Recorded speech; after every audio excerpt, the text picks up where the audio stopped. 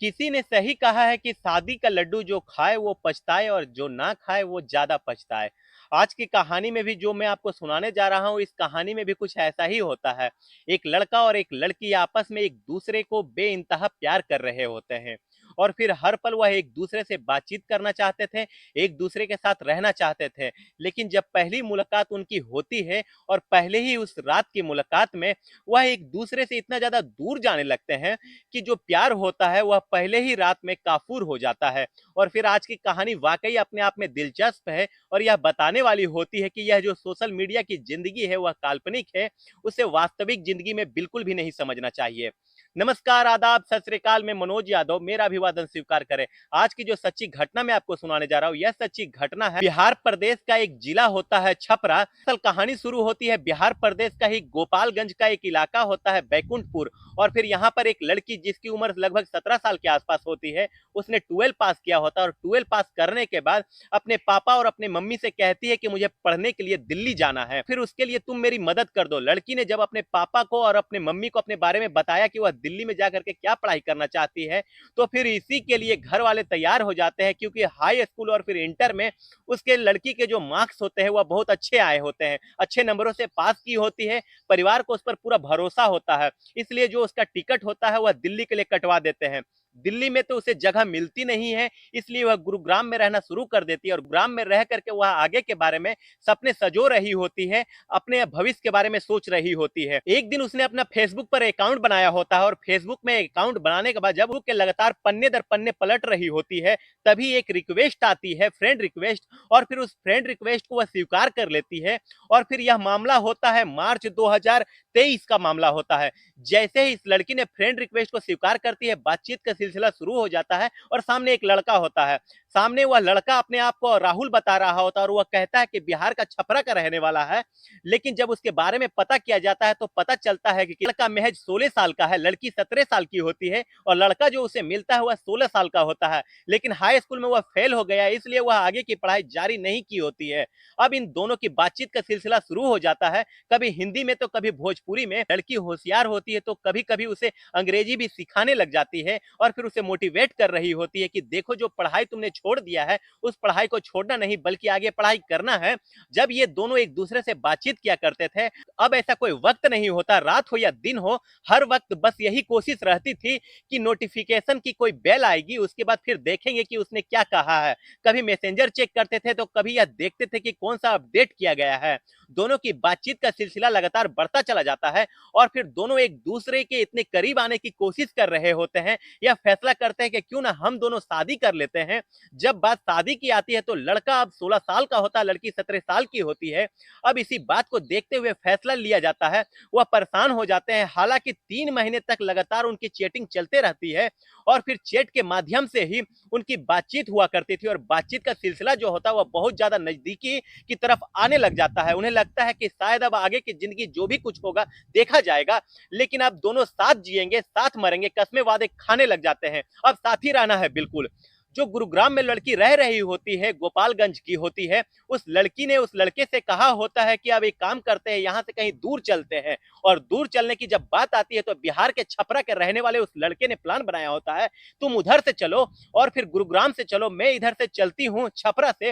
हालांकि हम दोनों कानपुर में मुलाकात कर लेते हैं। 2 मार्च यानी कि 2 मार्च 2025 को उनकी मुलाकात जो होती है कानपुर के रेलवे स्टेशन पर होती है और इस रेलवे स्टेशन पर जब मिलते हैं तो दोनों एक दूसरे को देख करके बेइंतहा खुश हो जाते हैं।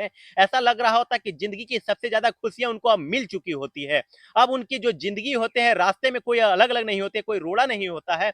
लड़का और लड़की ने फैसला किया होता है कि अपने अपने घर वापस नहीं जाएंगे और फिर उस जगह पर नहीं जाएंगे जहां पर वे लोग रह रहे होते हैं। इसलिए उन्होंने मुंबई का टिकट कटाया होता है, मुंबई की ट्रेन पकड़ते हैं और सीधा वह मुंबई पहुंच जाते हैं। और मुंबई जाने के बाद सबसे पहले वे दोनों एक मंदिर में जाते हैं और मंदिर में जाने के बाद शादी कर लेते हैं और फिर शादी हो जाती है। अब यहां से उनकी, क्योंकि उनके पास इतने पैसे नहीं होते हैं कि आगे सरवाइव कर सके। इसलिए लड़के ने क्या काम किया होता है कि जो अलग अलग फैक्ट्रियां होती है उन अलग अलग फैक्ट्रियों में जाना शुरू कर देता है काम की तलाश में।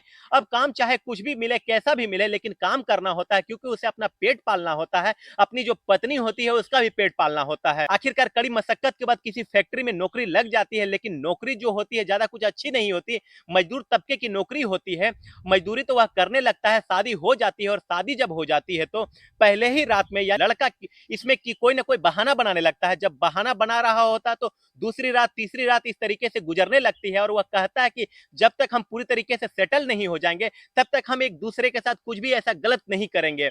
मिलते थे, एक दूसरे से प्यार करने की कोशिश किया करते थे। 14 दिन गुजर जाते हैं, और 14 दिन होने के बाद लड़की जो होती है जबरदस्ती उससे जिद करने लगती है कि वो उनसे प्यार करती है और फिर उसके साथ फिजिकल होना चाहती है। और फिर जब इसी जिद पर वह अड़ जाती है, और अड़ने के बाद जब उस लड़के को देखती है, और देखने के बाद दरअसल वो लड़का होता ही नहीं है, वह लड़की होती है। अब वह अपने सामने अपने पति को जब लड़की के रूप में वह लड़की देखती है तो फिर उसके पैरों तले से जमीन खिसक जाती है। समझ नहीं पाती कि आखिरकार इसने इतना बड़ा धोखा क्यों किया। वह बातचीत करती है और पूछती है कि तुमने आखिरकार ऐसा क्यों किया, तुम लड़की हो और लड़के के भेष में तुम रहते हो, और फिर दिखते भी हो लड़के के जैसे, कपड़े भी वैसे ही पहनते हो, बाल भी तुम्हारा वैसा ही है, बोलने का अंदाजा भी तुम्हारा वैसा ही है, लेकिन तुम लड़की हो तो फिर यह लड़के वाला भेष क्यों बनाए हो। वे कहती है कि मैं तुमसे प्यार करने लगी होती हूँ। अब लगा था इस तरीके की जब बातें होती है तो लड़की इस बात को लेकर के बहुत ज्यादा परेशान हो जाती है, चिढ़ जाती है। और फिर इधर लड़की के जो माँ बाप होते हैं, छपरा वाले हो या फिर गोपालगंज वाले हो, दोनों ही परेशान हो जाते हैं। परिवार के लोग भी जो होते हैं इन्हें लगातार तलाश कर रहे होते हैं, और तलाश इनकी जो होती है बिल्कुल थम जाती है, खत्म हो जाती है, क्योंकि वह मिलते नहीं है। कभी लड़की को छपरा के इलाके में ढूंढा जा रहा होता है, कभी उस लड़की को गुरुग्राम या फिर दिल्ली के इलाके में ढूंढा जा रहा होता है, कभी उसके संपर्क में जितने लोग होते हैं उनको भी तलाश किया जा रहा होता है। इन दोनों के पास जो मोबाइल होते हैं, दोनों अपने अपने मोबाइलों को अपने अपने घर पर छोड़ करके आते हैं, और इसलिए संपर्क के जितने भी रास्ते होते हैं सब बंद हो चुके होते हैं। जो भी इन्होंने चैट किया होता है फेसबुक वगैरह अकाउंट में, सब बंद कर दिए होते हैं। अब घर वाले भी परेशान हो जाते हैं। लेकिन इसी बीच में मुंबई गई हुई लड़की जिस लड़के से प्यार कर लेती है, वह अपने परिवार को फोन करके बताती है कि मेरे साथ बहुत बड़ा धोखा हुआ है, छल हुआ है। गोपालगंज में जब फोन करते हैं तो इसके बाद वह लड़की जो होती है ये कहते हुए अपने घर जाना है या फिर अपने परिवार के पास जाना है, रोकना नहीं है। जिस लड़के के बिना वह लड़की एक सेकंड भी रुक नहीं पा रही होती है, 3 महीने तक हर वक्त हर पल उससे बातचीत किया करती थी, चैटिंग किया करती थी, उसके नजदीक आने की तमाम कोशिशें कर रही होती है। जब उसे पता चलता है कि यह लड़का है ही नहीं, लड़की है, तब वह इतना ज्यादा परेशान हो जाती है। वह एक बार फिर से अपने घर वापसी का टिकट कटा लेती है, और फिर ट्रेन में जब बैठने लगती है तो मजबूरी में जो लड़का बना हुआ होता है वह लड़की भी तैयार हो जाती है, और फिर उसके साथ वह वापस आ जाते हैं। सीधा पहुंचती है छपरा, और छपरा आने के बाद एकमा थाना क्षेत्र होता है, उसके गांव में उसे लेकर के जाते हैं, और लेकर के जाकर के कहते हैं कि तुम्हारी जो लड़की है लड़का बन के जो घूम रही है यह सही नहीं है। मामला पुलिस तक पहुंचता है, और पुलिस जब इन दोनों के परिवार वालों को पास में बुलाते हैं, और पास में बुलाने के बाद जब इनसे बातचीत करते हैं, और यही बात थाने के माध्यम से जब सोशल मीडिया में पता चलती है कि एक लड़की जो कि लोगों को लग रहा होता है कि फेसबुक पर आने वाले या होने वाले जो प्यार मोहब्बत होता है, वह फिर सोशल मीडिया के माध्यम से जितने भी प्रेम कहानियां होती है उसमें से ज्यादातर प्रेम कहानियां कुछ ऐसे ही होती है। वो प्रेम कहानियां ज्यादा दिन तक यह प्रमाण नहीं चढ़ पाती, अगर प्रमाण चढ़ भी जाती है तो उनकी लाइफ ज्यादा दिन होती नहीं है। इस कहानी में भी कुछ ऐसा ही होता है, क्योंकि दोनों नाबालिग होते हैं। उन दोनों को शेल्टर होम भेजा गया था। जो भी लड़की को जो मानसिक आघात हुआ था, उसको परेशानी हुई थी, इस बात को लेकर के कहीं भविष्य में इसके साथ कोई गलत कदम ना उठाए, तो इसी बात को लेकर के पुलिस वालों ने जब एक टाइम होता है मनोचिकित्सक के पास उसकी काउंसलिंग कराने के बाद उन दोनों को उनके परिवार के सुपुर्दगी में कर दिया गया था। और हैरान करने वाली बात यह भी होती है कि लड़की जब घर पहुंची होती है तब भी उसने अपने मांग में सिंदूर भरा हुआ होता है। तो बताना है आपको, जताना है, या फेसबुक या अन्य कोई प्लेटफॉर्म जो होते हैं, चाहे इंस्टाग्राम हो, इन प्लेटफॉर्मों पर कई बार दोस्ती हो जाती है, और दोस्ती होने के बाद वहां पर हमेशा अच्छा अच्छा ही दिखाने की कोशिश की जाती है, और फिर जो जिंदगी का असली हकीकत सच होता है वह बहुत बाद में पता चलता है। तब दिल टूट जाते हैं और रिश्ते भी टूट जाते हैं, और ऐसे रिश्ते जो कि कमजोर बुनियाद पर रखे जाते हैं वो कभी कामयाब नहीं होते, जैसे कि इस लड़की की कहानी में हुआ होता है। दोस्तों, इस कहानी में बताए गए नाम और किरदार और डेट और समय सभी काल्पनिक रखे गए हैं, ताकि यह सच्ची कहानी किसी को मानसिक मानसिक रूप से, शारीरिक रूप से आघात ना कर सके।